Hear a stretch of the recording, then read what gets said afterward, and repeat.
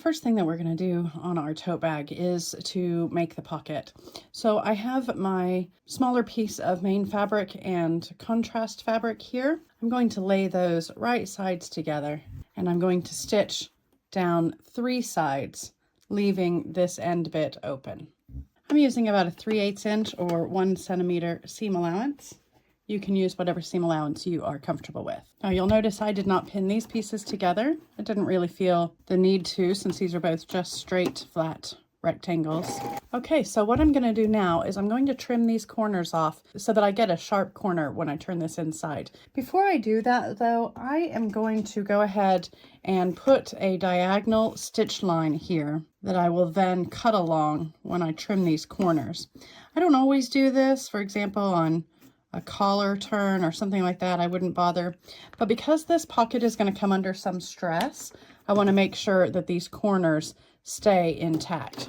So we'll put a quick little diagonal stitch there simply to make it a little stronger. Okay, so I've added a little diagonal strengthening stitch. I'm going to cut very close to that stitch line, but without cutting through it. That's probably about 1 millimeter away. And then we're going to turn this right side out. And I'm just going to use something pointy but not sharp at the end to push the corners out very gently. It's easier than you think to poke through that stitching and break it. I'm just using the tip of the scissors to push that out. Again, these scissors do not have a sharp point. They're quite rounded and dull. You could use anything you've got that can get in there and give you that sharp corner. So there's our corners turned. Now I'm just going to press this flat so that it lays nicely. Okay, we've had a nice press here, and here's our pocket. Now what I'm going to do is I'm going to fold this pocket, leaving this end up here loose, because that's what we're going to use to attach it.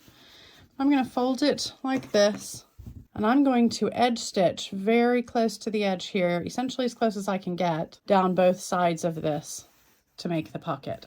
I'm going to go ahead and put a couple of pins in this just to keep it where I want it. Now, because this is going to be reversible, we're going to want to be able to turn this pocket the other way.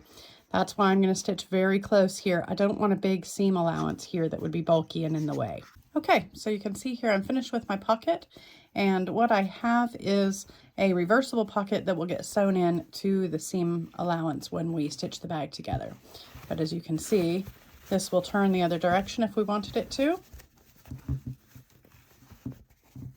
if we reverse our bag to the other side.